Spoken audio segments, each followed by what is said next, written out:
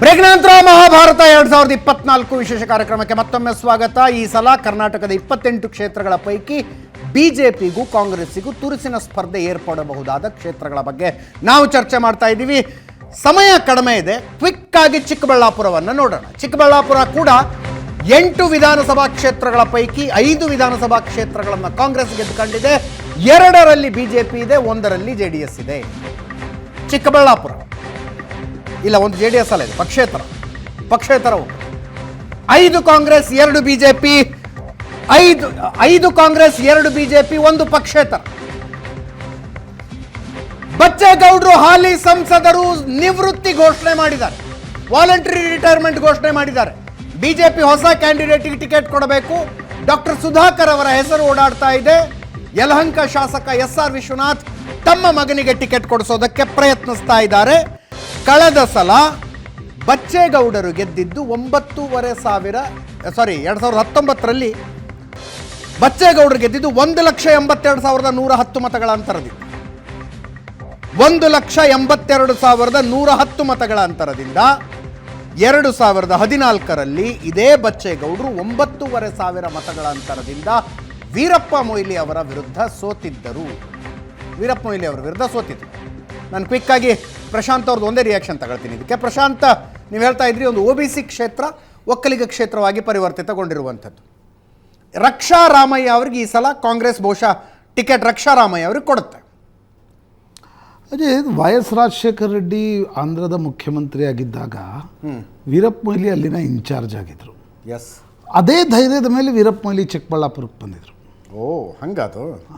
ಇಲ್ಲಾಂದರೆ ವೀರಪ್ಪ ಮೊಯ್ಲಿ ಅವ್ರಿಗೆ ಆ ಚಿಕ್ಕಬಳ್ಳಾಪುರದಲ್ಲಿ ಸಂಬಂಧನೇ ಇಲ್ಲ, ಸ್ಪೇಸೇ ಇರಲಿಲ್ಲ.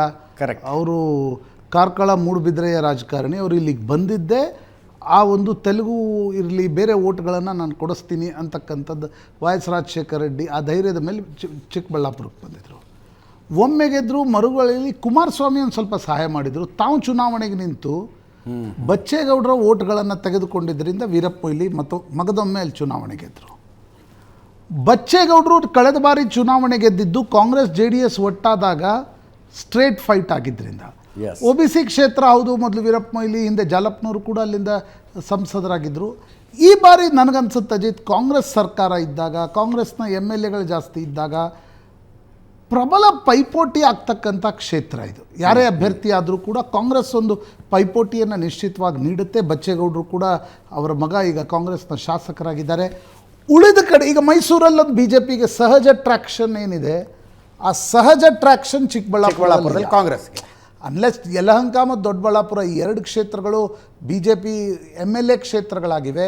ಆದರೆ ಚಿಕ್ಕಬಳ್ಳಾಪುರ ಜಿಲ್ಲೆಯಲ್ಲಿ ಆ ಟ್ರ್ಯಾಕ್ಷನ್ BJPಗೆ. ಎಸ್, ಹೀಗಾಗಿ ಫೈಟ್ ನಿಶ್ಚಿತವಾಗಿ ಚಿಕ್ಕಬಳ್ಳಾಪುರದಲ್ಲಿ ನಡೆಯುತ್ತೆ.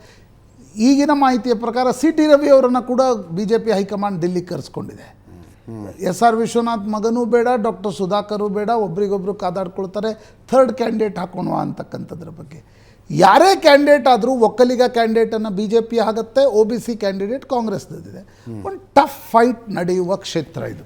ಎಸ್, ಗಂಗಾಧರ ಮೂರ್ತಿ ಅವರ, ನಾನು ಬೆಂಗಳೂರು ಗ್ರಾಮಾಂತರದ ಬಗ್ಗೆ ಆ್ಯಕ್ಚುಲಿ ನಿಮ್ಮ ಪ್ರತಿಕ್ರಿಯೆ ತೆಗೆದುಕೊಳ್ಳಬೇಕಾಗಿದ್ದು, ಈ ಚುನಾವಣೆಯಲ್ಲಿ ಮತ್ತೊಮ್ಮೆ ಒಕ್ಕಲಿಗ ಲೀಡರ್ ಯಾರು ಅನ್ನೋ ಪ್ರಶ್ನೆಗೆ ಉತ್ತರ ಕಂಡುಕೊಳ್ಬೇಕು. ಒಕ್ಕಲಿಗ ಲೀಡರ್ ಯಾರು? DK ಶಿವಕುಮಾರ, ಕುಮಾರಸ್ವಾಮಿ ಅವರ ಅಂತ. ಕುಮಾರಸ್ವಾಮಿ ಅವರು ಮತ್ತು JDS ಹತ್ರ ಒಕ್ಕಲಿಗ ಮತಗಳಿದ್ದಾವೆ ಅನ್ನೋದು ಪ್ರೂವ್ ಆಗಬೇಕಂದ್ರೆ ನೀವು ಬೆಂಗಳೂರು ಗ್ರಾಮಾಂತರದಲ್ಲಿ DK ಸುರೇಶರನ್ನು ಸೋಲಿಸ್ಬೇಕು. ಇಲ್ಲ, ಖಂಡಿತವಾಗ್ಲೂ. ಯಾಕೆ ಅಂತ ಅಂದರೆ ಬೆಂಗಳೂರು ಗ್ರಾಮಾಂತರವನ್ನು ನಾವು ಗೆಲ್ತೀವಿ ಅನ್ನೋದಕ್ಕೆ 2 ಉದಾಹರಣೆ ಏನಂದರೆ, ಒಂದು ಮಂಜುನಾಥ್ ಅವರ ಹೆಸರು ಈಗ ಆಚೆ ಬಂದಿರತಕ್ಕಂಥದ್ದು, ಡಾಕ್ಟರ್ ಮಂಜುನಾಥ್ ಅವ್ರದ್ದು ಒಂದು ಪಾಯಿಂಟ್.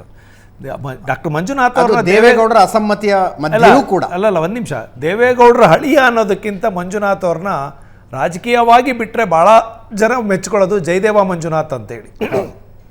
ಹಾಗಾಗಿ ಅವರು ನಗರ ಮತ್ತು ಹಳ್ಳಿ ಭಾಗದಲ್ಲಿ 2 ಭಾಗದಲ್ಲಿ ಫೇಮಸ್ ಇರೋದ್ರಿಂದ ಅದೊಂದು ಒಳ್ಳೆಯ ಅಭ್ಯರ್ಥಿ. ಎರಡನೇದಾಗಿ ಗಮನಿಸಬೇಕಾದಂಥ ಅಂಶ ಏನು ಅಂದರೆ, ಗ್ರಾಮಾಂತರದಲ್ಲಿ 3 ಕ್ಷೇತ್ರಗಳಿದ್ದಾವೆ. ಆನೇಕಲ್ಲು ಮತ್ತು ಬೆಂಗಳೂರು ಸೌತು ಮತ್ತು RR ನಗರ. ಈ 3 ಕ್ಷೇತ್ರದ ಒಟ್ಟು ಮತ ಆ 5 ಕ್ಷೇತ್ರಗಳ ಒಟ್ಟು ಮತಕ್ಕಿಂತ ಕಡಿಮೆ ಇದೆ. ಕನಕಪುರ, ಚನ್ನಪಟ್ಟಣ, ರಾಮನಗರ, ಕುಣಿಗಲ್ ಆ್ಯಂಡ್ ಮಾಗಡಿ ಇವೆಲ್ಲ ಸೇರಿದ್ರು 8-8.5 ಲಕ್ಷ ಅಥವಾ 10 ಲಕ್ಷ ಬರ್ಬೋದು. ಆದರೆ ಈ 3 ಕ್ಷೇತ್ರ ಇದೆಯಲ್ಲ, ಹತ್ತತ್ರ 4.25 ಲಕ್ಷ RR ನಗರ, 5-5.5 ಲಕ್ಷ ಸೌತು ಮತ್ತು 4 ಲಕ್ಷ ಚಿಲ್ಲರೆ ಆನೇಕಲ್ಲು. ಇಲ್ಲಿ ಪ್ರಬಲವಾದ BJP JDS cadre base workers ಇದ್ದಾರೆ. BJP ಅಂತೂ ನಂಬರ್ 1 ಅಲ್ಲ, 80%. ಲಾಸ್ಟ್ ಟೈಮು ಆಗಲೇ ನಾಥ್ ಅವ್ರು ಹೇಳ್ದಂಗೆ ಕನಕ್ಪುರದಲ್ಲಿ 1,20,000 ಲೀಡು, ಟೋಟಲ್ ಲೀಡ್ ಎಷ್ಟು 2,06,000.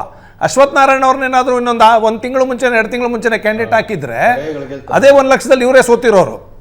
ಇವತ್ತಿನ ಪರಿಸ್ಥಿತಿ ಆಗಿಲ್ಲ. ಚನ್ನಪಟ್ಟಣದಲ್ಲಿ 1 to 1 ನಾವೇ ಇದ್ದೀವಿ, ಕಾಂಗ್ರೆಸ್ಸಲ್ಲಿ 0. ಕನಕ್ಪುರದಲ್ಲಿ ನಾವು ಮಿನಿಮಮ್ ಅನ್ನು 30% ಇದ್ದೀವಿ. ರಾಮನಗರದಲ್ಲಿ 50% ಮೇಲೆ ಇದ್ದೀವಿ. ಮಾಗಡಿನಲ್ಲಿ 50 to 50 ಇದ್ದೀವಿ. RR ನಗರದಲ್ಲಿ 70-30 ಇದೆ, 70-30 ನಾವೇ ಇದ್ದೀವಿ. ಮತ್ತು ಸೌತಲ್ಲಂತೂ 80-20 ಅನ್ಕೊಂಬಿಡಿ. ಆನೇಕಲ್ಲೂ 70-30 ಇದ್ದೀವಿ. ಹೀಗಾಗಿ ಮತ್ತೆ ಎಲ್ಲದಕ್ಕಿಂತ ಹೆಚ್ಚಿನಾಗಿ ಡಾಕ್ಟರ್ ಮಂಜುನಾಥ್ ಅವ್ರ ಹೆಸರು ಇದೆಯಲ್ಲ, ಅದ್ರ ಮೇಲೆ ಚುನಾವಣೆ ಆಗತ್ತೆ ಹೊರತು ಸುರೇಶ್ ವರ್ಸಸ್ ಮಂಜುನಾಥ್ ಚುನಾವಣೆ. ಗಂಗಾಧರ ಮೂರ್ತಿ ಅವರು ಈ ಲೆಕ್ಕಾಚಾರ DK ಶಿವಕುಮಾರ್ ಗೊತ್ತಿರಲಿಲ್ವಾ? DK ಸುರೇಶ್ ಅವ್ರಿಗೆ ಗೊತ್ತಿರಲಿಲ್ವಾ? ಅವ್ರ ಹತ್ರ ಈಸಿ ಆಪ್ಷನ್ ಇತ್ತು, ಬೆಂಗಳೂರು ನಾರ್ತ್ಗೆ ಬರ್ಬೋದಾಗಿತ್ತು ಅವರು. ಅಲ್ಲ, ನೀವು ಕೇಳಿ, ನೀವು ಒಕ್ಕಲಿಗರ ನಾಯಕ ಆಗಬೇಕು ಅಂದ್ರೆ ಇದ್ದಲ್ಲೇ ಗೆಲ್ಬೇಕಲ್ಲ. ಪೆನ್ನು ಪೇಪರ್ ಕೇಳಿದ್ರು ಕಳೆದ ಚುನಾವಣೆಯಲ್ಲಿ 10 ತಿಂಗಳಿಂದ ಪೆನ್ನು ಪೇಪರ್ ತಗೊಂಡವರು ಆ ಸಮಾಜಕ್ಕೆ ಏನು ಮಾಡ್ತು ಅಂತ ಕರ್ನಾಟಕದ ಬೆಂಗಳೂರು ನಗರದಲ್ಲಿ ಬಹಳ ದೊಡ್ಡ ಇತಿಹಾಸ ಇದೆ. ಮಂಡ್ಯ ಜಿಲ್ಲೆಗೆ ಏನಾಯ್ತು, ಮೇಕೆದಾಟು ಏನಾಯ್ತು, ಕಾವೇರಿ ನೀರಿನ ವಿಚಾರ ಏನಾಯ್ತು. ಅಲ್ಲ, ನೀವು ಹೇಳುವಂತೆ ಮೈತ್ರಿಗೆ ಅಪ್ಪರ್ ಹ್ಯಾಂಡ್ ಇದೆ ಅನ್ನೋ ಅಂದಾಜು ಅವರಿಗಿದ್ರೆ ಬೆಂಗಳೂರು ನಾರ್ತ್ಗೆ ಬಂದು ಸ್ಪರ್ಧೆ ಮಾಡ್ತಿದ್ರು. ಅದು ಪಲಾಯನ ಅಂತ ಆ ಪ್ರಯತ್ನಗಳು ಕೂಡ ನಡೀತು. ಕುಸುಮಾ ಹನುಮಂತರಾಯಪ್ಪ ಅವ್ರನ್ನ ಅಲ್ಲಿ ನಿಲ್ಲಿಸಿ ಸುರೇಶ್ ಅವ್ರು ಈ ಕಡೆ ಶಿಫ್ಟ್ ಆಗಬೇಕು ಅಂತಲೂ ಇತ್ತು. ಕೊನೆ ಮೂಮೆಂಟಲ್ಲಿ ಯಾವಾಗ ಮಂಜುನಾಥ್ ಅವ್ರ ಹೆಸರು ಬಂತು, ಯೋಗೇಶ್ವರ್ ಹೆಸರು ಬಂದಿದ್ರೆ ಕುಸುಮಾ ಹನುಮಂತರಾಯಪ್ಪ ಅಲ್ಲಿ ಕ್ಯಾಂಡಿಡೇಟ್, DK ಸುರೇಶ್ ಅವರು ನಾರ್ತಕ್ಕೆ ಬರ್ತಿದ್ರು.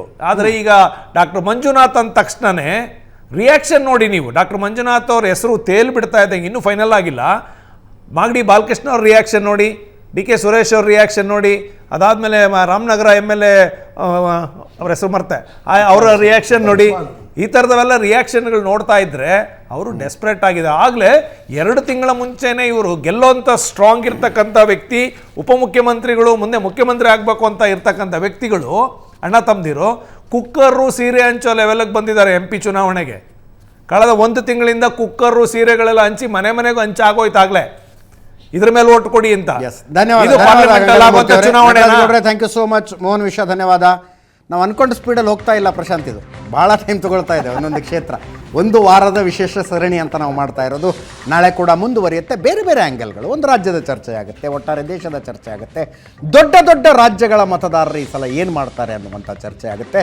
ಒಟ್ಟಾರೆಯಾಗಿ ಇನ್ನೇನು ಬರಲಿರುವಂಥ ಲೋಕಸಭಾ ಚುನಾವಣೆಯನ್ನು ನೀಟಾಗಿ ಅರ್ಥ ಮಾಡಿಕೊಳ್ಳುವುದಕ್ಕೆ ನಿಮಗೆ ಬೇಕಾದ ಮಾಹಿತಿಯನ್ನು, ಸಂಖ್ಯೆಗಳನ್ನು ಕೊಡುವ ಪ್ರಯತ್ನವನ್ನು ನಮ್ಮ ಟೀಮ್ ಮಾಡ್ತಾ ಇದೆ.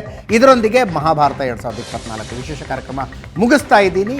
ನಾಳೆ ಸಂಜೆ ಮತ್ತೊಮ್ಮೆ ಈ ಕಾರ್ಯಕ್ರಮದ ಮುಂದುವರಿಕೆ 6 ಗಂಟೆ. ನೇರ ದಿಟ್ಟ ನಿರಂತರ ಸುದ್ದಿಗಾಗಿ ನೋಡ್ತಾ ಇರಿ ಏಷ್ಯಾನೆಟ್ ಸುವರ್ಣ.